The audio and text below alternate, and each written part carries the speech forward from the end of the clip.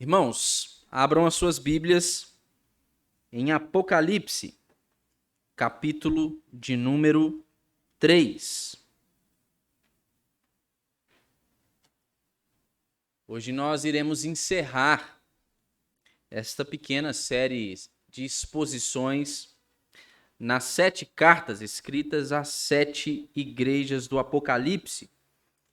E a carta que hoje vai nos servir como guia, parâmetro para a nossa meditação é a carta de Cristo Jesus escrita à igreja de Laodiceia, a partir do verso 14. Portanto, Apocalipse, capítulo de número 3, nós leremos dos versos de número 14 ao verso de número 22. Eu vou fazer a leitura e os irmãos podem acompanhar silenciosamente. Nos diz assim a palavra de Deus: Ao anjo da igreja em Laodiceia escreve: Estas coisas diz o Amém, a testemunha fiel e verdadeira, o princípio da criação de Deus. Conheço as tuas obras, que nem és frio nem quente. Quem dera fosses frio ou quente. Assim, porque és morno e nem és quente nem frio, estou a ponto de vomitar-te da minha boca. Pois dizes: estou rico e abastado e não preciso de coisa alguma, e nem sabes que tu és infeliz, sim, miserável, pobre, cego e nu. Aconselho-te que de mim compres ouro refinado pelo fogo para te enriqueceres, vestiduras brancas para te vestires, a fim de que não seja manifesta a vergonha da tua nudez, e colírio para ungires os olhos, a fim de que vejas. Eu repreendo e disciplino a quantos amo. Sê, pois, zeloso e arrepende-te. Eis que estou à porta e bato. Se alguém ouvir a minha voz e abrir a porta, entrarei em sua casa e cearei com ele e ele comigo. Ao vencedor, dar-lhe-ei sentar-se comigo no meu trono, assim como também eu venci e me sentei com meu Pai no seu trono. Quem tem ouvidos, ouça o que o Espírito diz às igrejas. Vamos orar?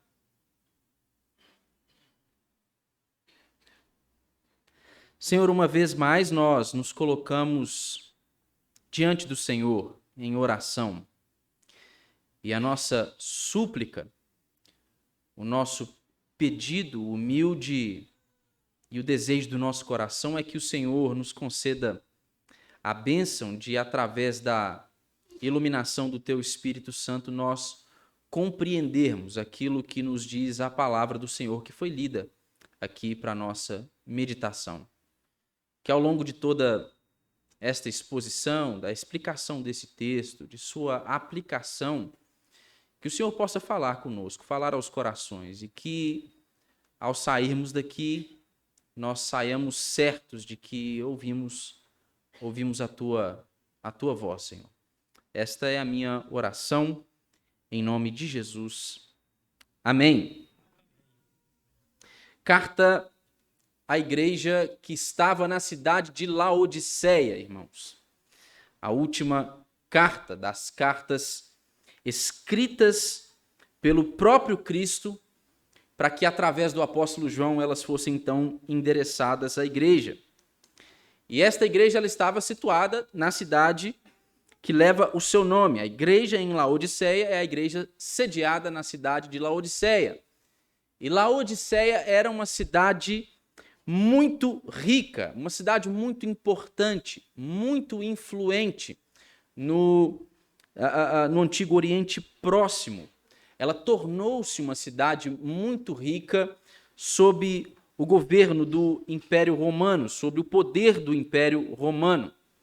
E essa cidade ela alcançou grande prosperidade, especialmente devido ao seu comércio, à indústria daquela cidade e à medicina, que era muito proeminente ali na cidade de Laodiceia. No comércio daquela cidade, o seu destaque ele tinha relação muito próxima com o fato de que essa cidade ela funcionava como um centro financeiro daquela parte do mundo em que ela estava sediada, em que ela estava situada. Grandes somas de ouro, de prata, de moedas romanas eram guardadas nos centros, nas instituições bancárias que estavam sediadas ali em Laodiceia. O que fazia com que muitos mercadores, muitos empreendedores, constantemente eles migrassem para a cidade de Laodiceia em busca de financiamento para os seus empreendimentos. Era uma cidade muito rica e era um centro financeiro daquela parte do mundo. O seu destaque na indústria dizia respeito especificamente à sua atuação na indústria de produção têxtil, a produção de tecidos. Laodiceia ficou muito famosa por causa da produção cuidadosa que eles tinham de uma lã negra que era macia e brilhante, que era utilizada por eles para poder fazer ali muitas roupas que eram vendidas a preços altíssimos. Laodiceia era a cidade que ditava a moda de toda aquela região. E quanto à medicina daquela cidade, destaca-se o fato de que na cidade de Laodiceia estava ali a escola de medicina, que era a melhor escola daquela época, a maior e melhor escola de medicina daquele tempo.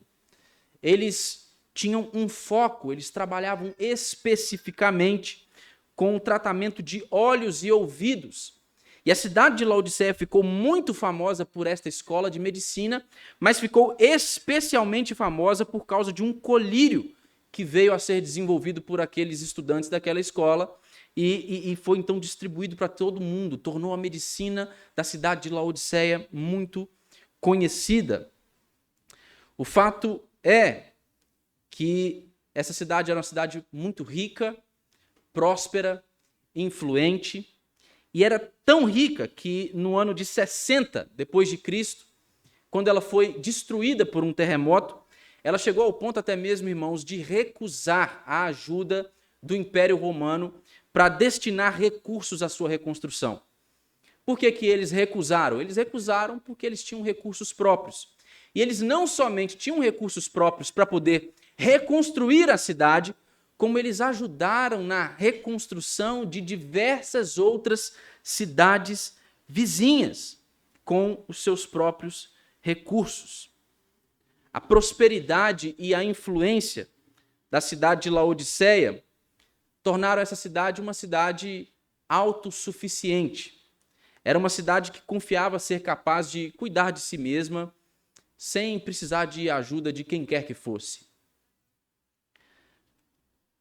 O que esse texto aqui nos mostra é que a igreja de Laodiceia parecia dar demonstrações de que nutria o mesmo sentimento daquela cidade. Era uma igreja que estava demonstrando o mesmo sentimento de autossuficiência que tinha a cidade de Laodiceia.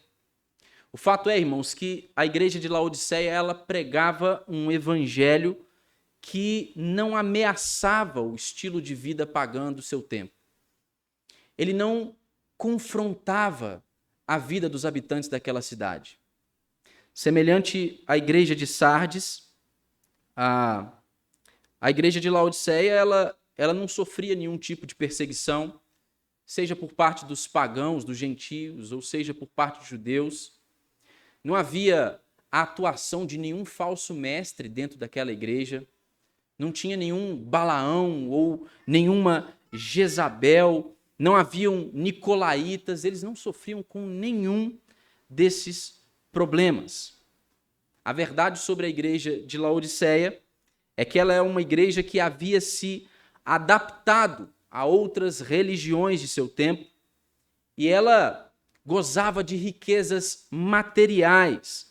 Ela se contentava com a vida fácil que ela havia construído naquela cidade. E era por causa disso que essa igreja ela não avançava na causa de Cristo. Ela não se comprometia até as últimas consequências com Cristo. A igreja de Laodiceia, irmãos, era uma igreja apática, era uma igreja morna, era uma igreja que nada fazia para o avanço do reino de Deus. E não é sem razão que Jesus ele não tem nenhum elogio para essa igreja. Em todas as demais cartas, embora as repreensões de Jesus às igrejas pudessem ser as mais duras possíveis, havia sempre uma palavra de encorajamento e elogio. Essa igreja não recebe nenhum elogio da parte de Jesus. A igreja de Laodiceia, ela estava moldada pela cultura pagã, e mesmo sendo uma igreja morna, uma igreja apática, ela acreditava que ela ainda estava em uma boa condição, ela ocupava uma posição privilegiada. Eles pensavam, é o que nós vimos e lemos aqui nesse texto, que eles não precisavam de nada. Eles pensavam que eles já possuíam tudo. A igreja de Laodiceia, irmãos, era uma igreja possuída por este sentimento de autossuficiência. E a grande questão que envolve o conteúdo dessa carta que nós lemos aqui, irmãos, é que Deus ele não suporta igrejas autossuficientes. Cristo Jesus não suporta igrejas autoconfiantes, igrejas orgulhosas, gente cheia de si. Esse tipo de igreja faz com que Deus fique doente, ele sinta nojo.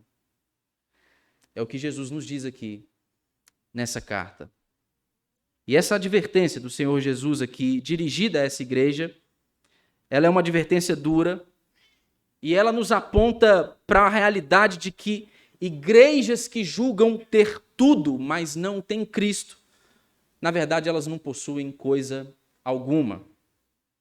E esta advertência do Senhor Jesus, dirigida à igreja de Laodiceia e a toda a sua igreja espalhada na face da terra, ela é para nós um convite, irmãos, para que nós abandonemos qualquer sentimento de autossuficiência, para que nós possamos abraçar de uma vez por todas a nossa condição como gente que depende totalmente da graça de Cristo Jesus. Veja o que nos diz o texto. Verso de número 14, aqui nós temos a apresentação de Jesus. E essa aqui é a única vez nestas cartas que Jesus ele não faz a sua apresentação, ele não descreve a si mesmo com os elementos da visão com a qual ele havia se revelado ao apóstolo João no capítulo 1. Esta descrição de Jesus aqui, no verso de número 14, ela remonta à descrição que o próprio apóstolo João havia feito a respeito de Jesus no verso de número 5 do primeiro capítulo. Lá no verso 5 do capítulo 1, Jesus ele é descrito como a fiel testemunha, o primogênito dos mortos e o soberano dos reis da terra. E é justamente com base nessa descrição do apóstolo João que Cristo ele se descreve à sua igreja. Ele aponta a si mesmo como sendo a testemunha fiel e verdadeira, o princípio da criação de Deus. E Cristo aqui, sendo descrito como o princípio da criação de Deus, não é uma referência, irmãos, aos eventos da criação ou da fundação do mundo, mas é uma referência clara à ressurreição de Jesus. Ele é aquele que, conforme é descrito no verso 18 do capítulo 1, ele é aquele que esteve morto, mas agora vive pelos séculos dos séculos. O apóstolo Paulo também, no capítulo 1 da sua carta aos Colossenses, no verso 18, ele vai dizer que Jesus ele é o princípio, o primogênito de entre os mortos. Esta aqui, irmãos, é uma referência à nova criação inaugurada por Jesus por meio da sua ressurreição. Não é uma referência à sua obra de criação e fundação do mundo, mas é uma referência à obra de recriação. É uma referência à promessa de novos céus e nova terra, da qual Cristo ele é o representante da nova humanidade.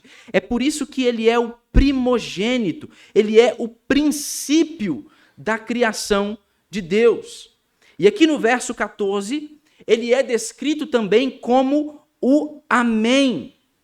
Amém aqui é um termo hebraico equivalente a fiel e verdadeiro. Ele está aqui repetindo a ideia de que ele é a testemunha fiel e verdadeira. E o que está por trás disso? O que é que isso significa? O que é que Jesus queria mostrar aos laodicenses? Ele queria mostrar que ele não mente, que ele somente pode dizer a verdade. Portanto, o que ele tinha para dizer a respeito daquela igreja deveria ser acolhido, deveria ser considerado. E o que ele tinha para apresentar sobre aquela igreja, o seu testemunho, que era um testemunho verdadeiro, era justamente o que faltava para aquela igreja que estava possuída de auto-engano. Ela pensava de si mesmo algo que não era verdadeiro. Então Jesus ele está dizendo aqui, eu sou a testemunha fiel e verdadeira, eu não posso mentir. E eu tenho algumas coisas para dizer para vocês. Versos 15 e 16. Nós vamos ver então Jesus apontando nesses versos aqui a condição dessa igreja. É como se ele estivesse checando a temperatura daquela igreja. O texto prossegue aqui e Cristo diz que ele conhece as obras daquela igreja. E esta referência aqui, às obras conhecidas por Cristo, é uma referência a obras incompletas. E são obras tão sem valor que elas não merecem nem mesmo ser mencionadas pelo Senhor. Ele sabia o tipo de obra que aquela igreja tinha para apresentar e ele sabia que as obras que aquela igreja tinha para apresentar eram obras sem valor algum. E ele então aponta a condição em que aquela igreja se encontrava. Ele vai dizer que a igreja de Laodiceia ela não era nem fria e nem quente.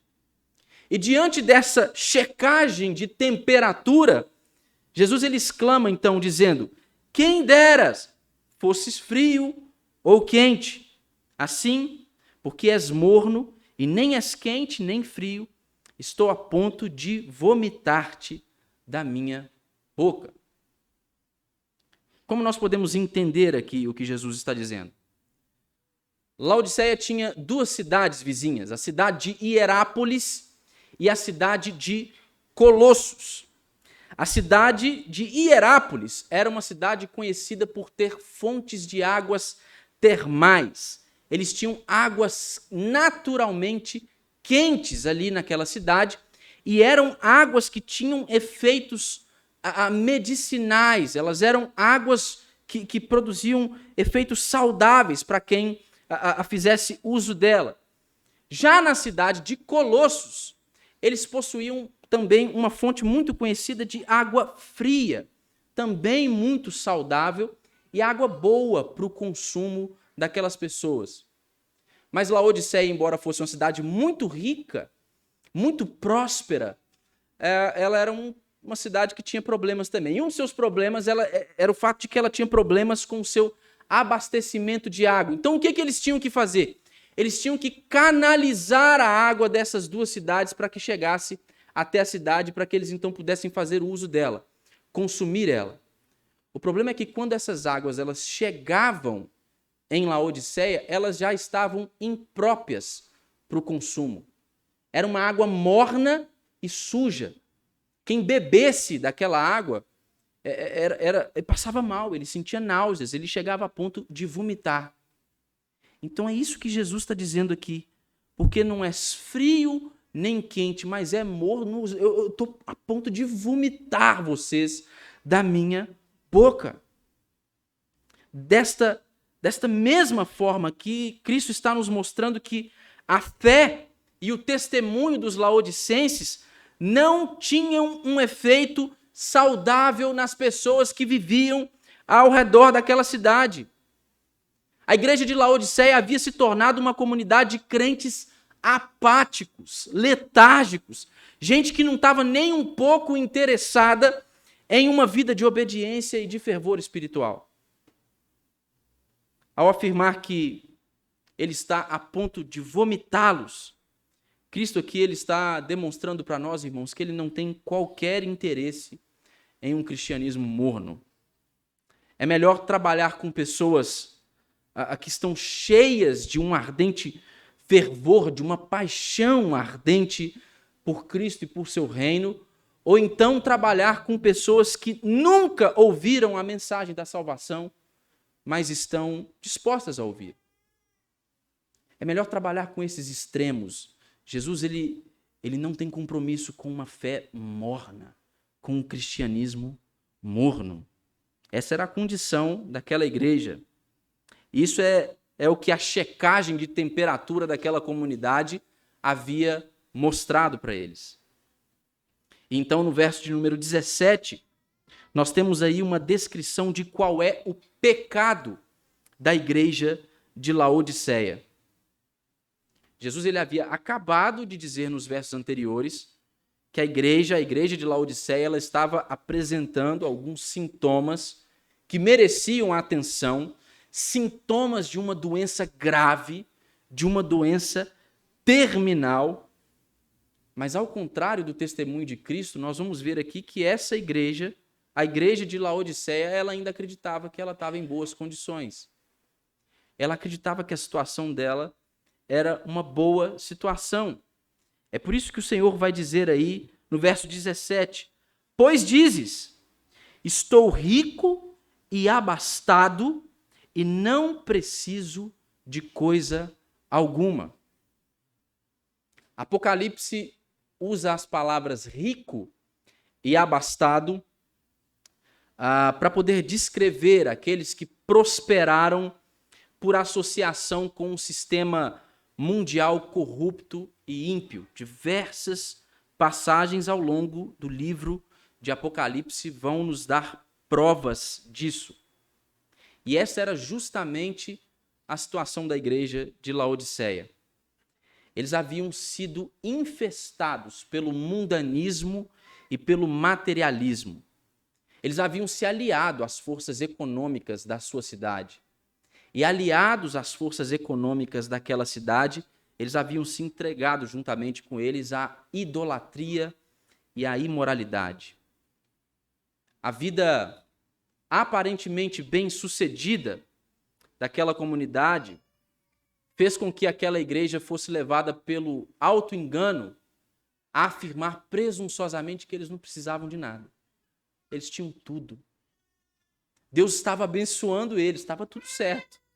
Eles podiam continuar vivendo do mesmo modo como eles estavam vivendo.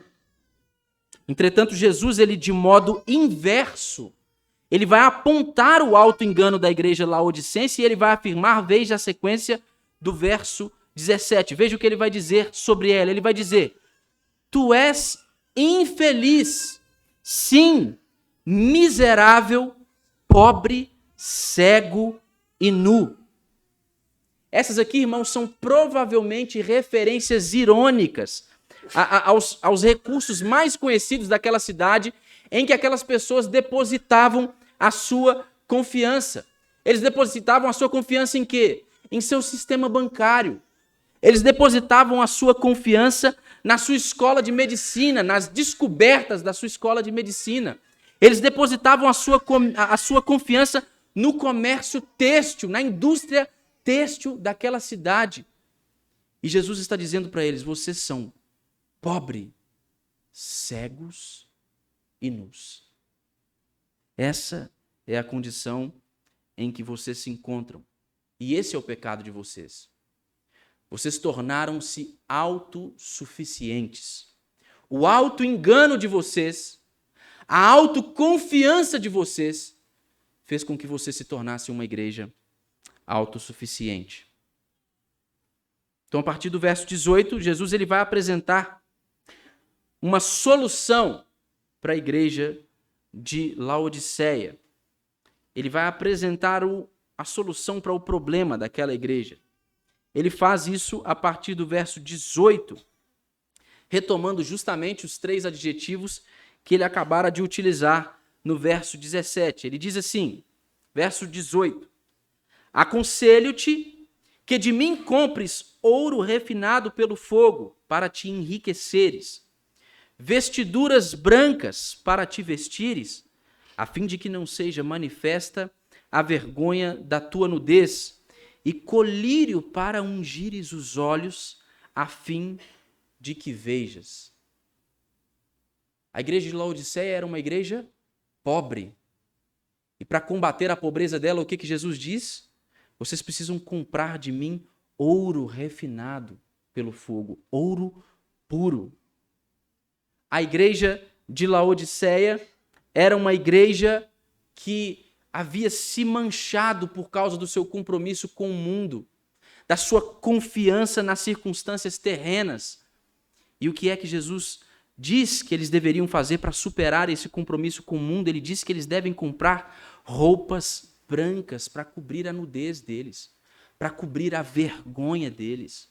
Roupas brancas na Escritura são uma imagem de santidade, de pureza. Aquela igreja era uma igreja tomada por auto-engano, sem discernimento. Ela não entendia as suas próprias circunstâncias.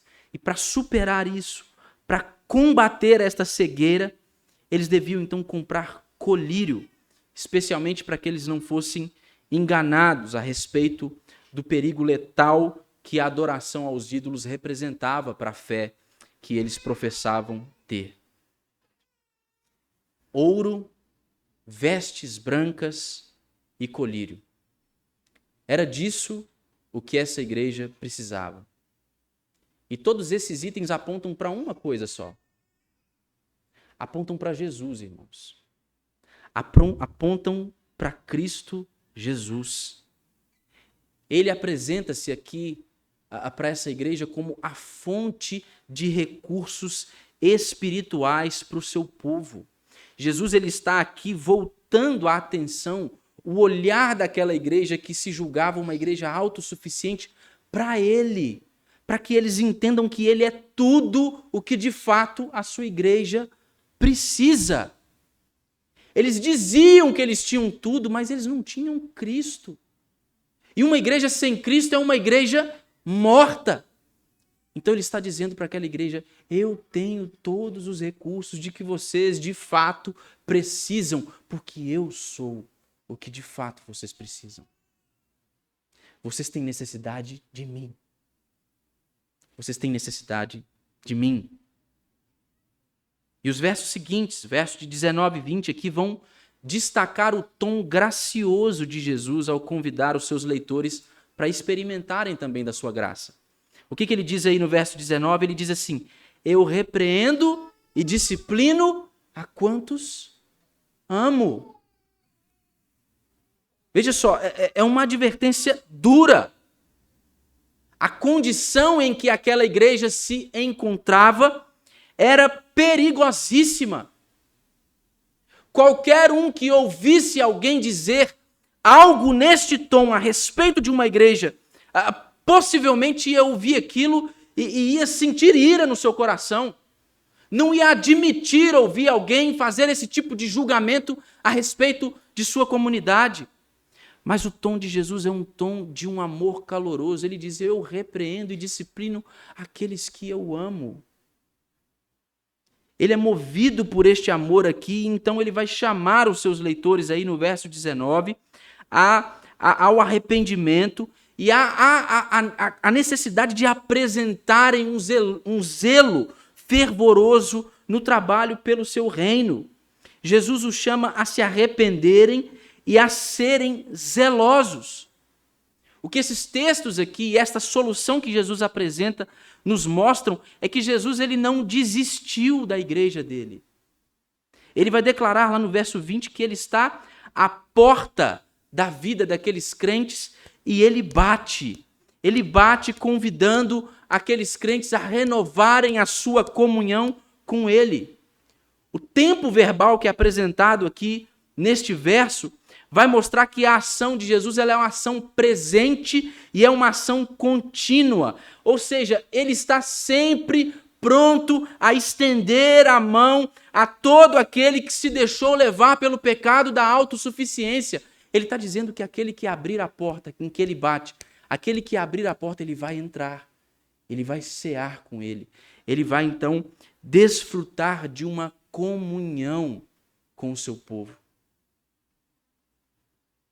Esse aqui é o clamor, irmãos, do coração de Deus para aqueles a quem Ele ama. Jesus chama o seu povo para poder sentar à mesa com Ele. Jesus chama o seu povo para uma refeição, que era o que naquele tempo representava, era o sinal de maior intimidade e comunhão entre uma pessoa e outra. Jesus está apresentando esse chamado como uma solução para a igreja de Laodiceia. Ele está chamando aquela igreja para retomar a comunhão que eles tiveram com ele no passado.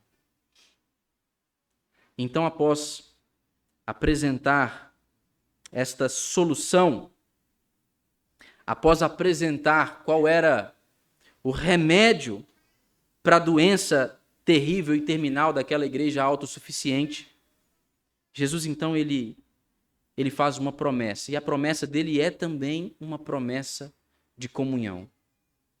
Ele apresenta como solução para aquela igreja um chamado a renovar a comunhão com ele.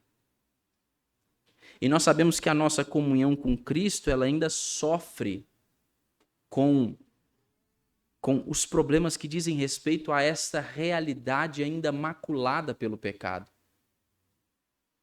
O nosso coração pecaminoso, as nossas afeições que constantemente insistem em nos empurrar para longe do Senhor, tudo isso ainda compromete a nossa comunhão com Cristo.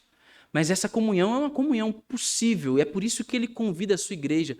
Mas ele convida a sua igreja para essa comunhão como forma de solucionar o problema da autossuficiência daquela igreja, e ele aponta para uma comunhão plena e eterna com ele.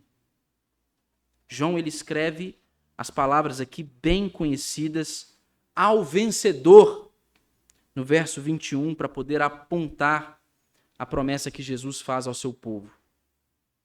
Cristo, ele se dirige à igreja de Laodiceia, mas não somente à igreja de Laodiceia, mas a toda a sua igreja espalhada na face da terra, e ele promete, verso de número 21, dar-lhe-ei sentar-se comigo no meu trono, assim como também eu venci e me sentei com meu Pai no seu trono. O que Jesus está oferecendo para o seu povo aqui é uma promessa de participação no governo do reino eterno de Deus. Cristo, ele olha para trás, ele contempla a sua vitória. Ele está apontando aqui, quando ele diz que ele venceu, ele está apontando aqui para o seu sofrimento, para a sua morte na cruz, para a sua ressurreição. Ele está aqui mostrando que foi por meio desta vitória sobre a morte e sobre o pecado que ele recebeu o direito de se assentar à direita de Deus Pai. E é agora por causa desta vitória, é agora porque Cristo ele realizou a sua obra mediadora, que ele assegura ao seu povo que eles também vão experimentar a alegria de uma comunhão plena no seu reino eterno. É isso que ele está dizendo. Ao vencedor dar-lhe-ei sentar-se comigo no meu trono, assim como também eu venci e me sentei com meu Pai no seu trono. Steve Lawson, em seu livro Alerta Final, um livro antigo, ele usa uma história, ele faz referência a uma história ao expor este texto. Ele diz que certa vez uma igreja ela pegou fogo, ela foi incendiada. Então toda a vizinhança, toda a comunidade em torno de onde aquela igreja estava, ela correu para poder ver aquela igreja em chamas, ver aquela igreja sendo incendiada. E o incêndio foi tão severo, tão terrível, que não houve esperança de salvação para aquele prédio. E ali, entre os curiosos, diz a história, tinha um ateu. E era um ateu que era muito conhecido na região ali pela descrença dele e por alguns ataques muito cínicos ao povo de Deus. Então ele estava ali assistindo aquela igreja em chamas e um membro daquela comunidade, um membro daquela igreja, então, em um tom sarcástico, ele chegou perto daquele ateu e falou assim: o que você está fazendo aqui? Eu nunca pensei que eu ia ver você na igreja um dia. Nunca imaginei que eu ia ver você indo à igreja um dia.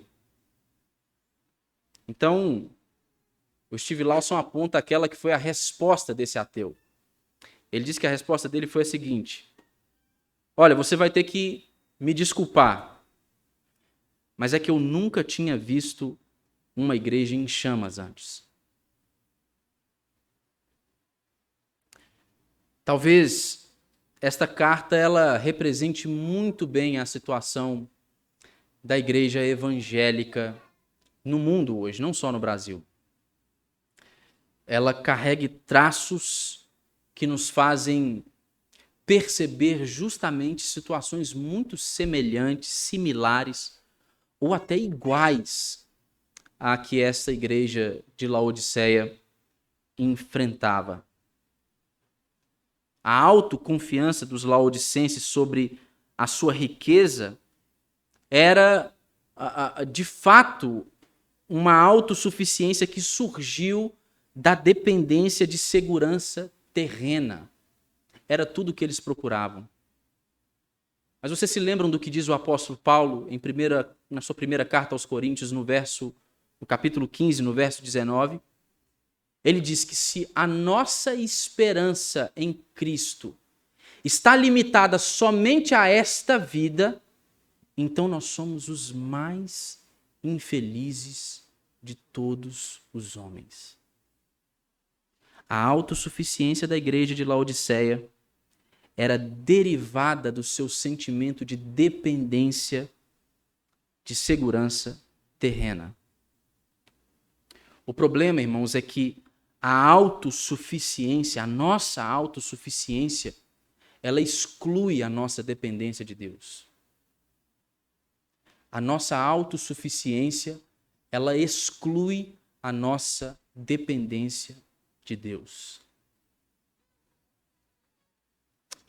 A autossuficiência aqui, que era o pecado dessa igreja, é referido como mornidão. Qual era a condição daquela igreja? Era uma igreja morna, sem vida, apática, mecânica, né? A engrenagem gira, as coisas se mantêm sempre do mesmo jeito, não há qualquer esforço vigoroso para que o reino de Deus ele seja expandido no mundo. Uma igreja que se afogou nos seus recursos, riquezas, projetos, planos, sonhos, que tomada de auto-engano é capaz de olhar para si mesmo e dizer assim: nós temos tudo. O Senhor tem abençoado a gente. A gente está caminhando no caminho certo. Sabe o que é que igrejas mornas fazem, irmãos? Se, como alguns intérpretes, uma pessoa fria pode ser uma referência a alguém que nunca ouviu a mensagem da salvação e do evangelho, mas que está disposta a ouvir, sabe o que igrejas mornas fazem com pessoas frias? Elas tornam pessoas frias mornas. Assim como o sistema de canalização da água que vinha de Colossos para Laodiceia.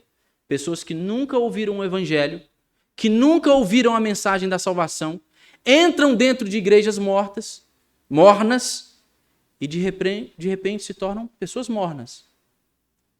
Ou seja, eu faço parte desse corpo, dessa massa aqui. Eu sou isso que essa galera aqui é, que essa gente aqui é. Eu posso ser esse tipo de crente que todo mundo aqui é também, um crente nominal. E sabe o que é que igrejas mornas fazem com pessoas quentes? Se alguns intérpretes estão corretos em dizer que alguém quente é aquele alguém que exibe um fervor espiritual pelo Senhor, eles tornam pessoas quentes mornas também.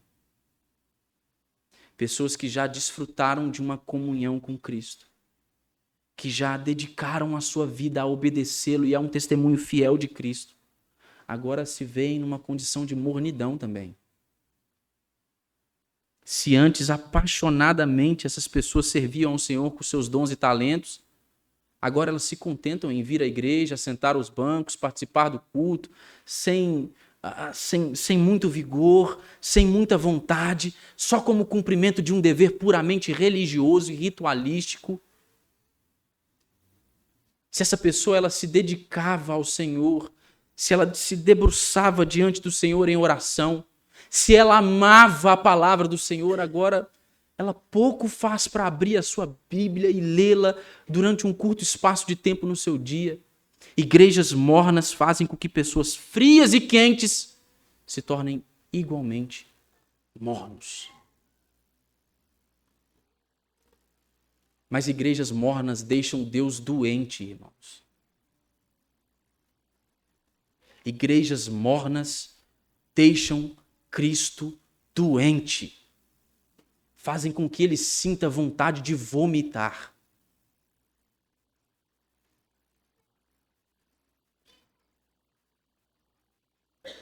O sentimento da igreja de Laodiceia, irmãos, é o mesmo sentimento que persegue os homens desde a queda, desde o pecado original.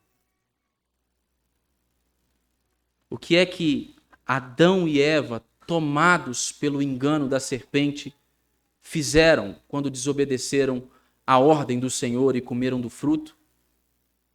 Eles exibiram o seu sentimento de autossuficiência.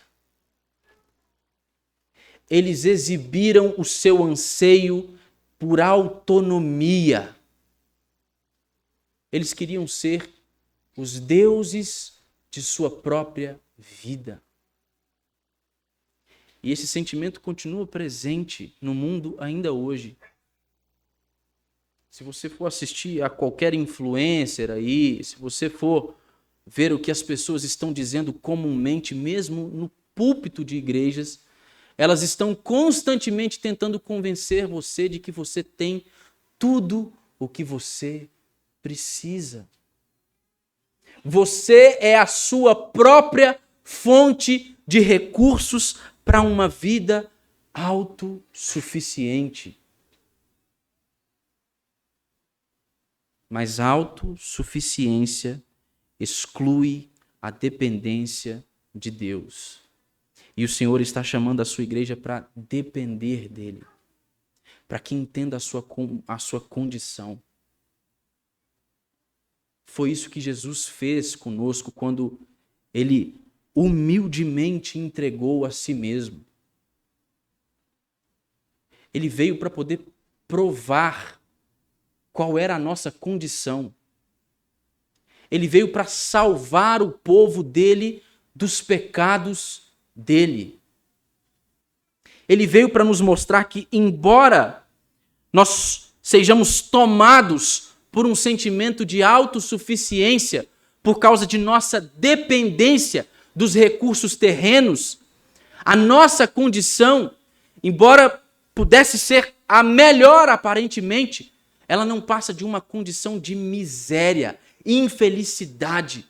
Jesus veio para poder mostrar que nós éramos pobres, nós éramos cegos, nós éramos nus. E ele se fez como um de nós. Jesus ele se fez como gente desprezível como nós somos. Para que ele pudesse dar mostras desse seu amor. E para que, ao ser pendurado naquele madeiro, ele pudesse exibir a si mesmo como a fonte inesgotável de vida e vigor para o seu povo.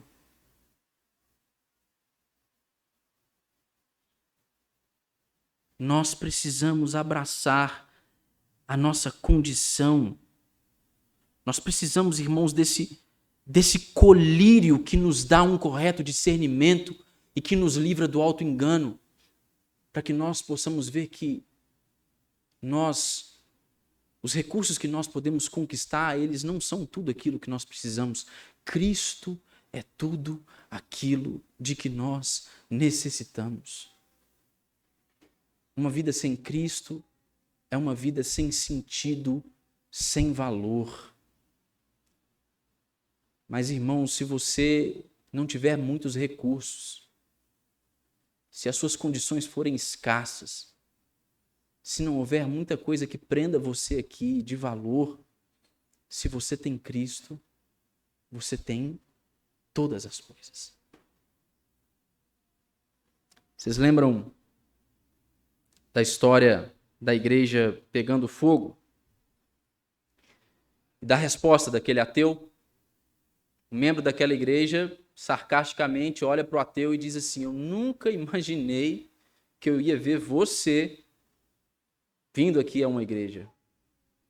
E a resposta daquele ateu foi: é que eu nunca tinha visto uma igreja em chamas. Sabe do que o mundo precisa, irmãos? O mundo precisa ver uma igreja em chamas.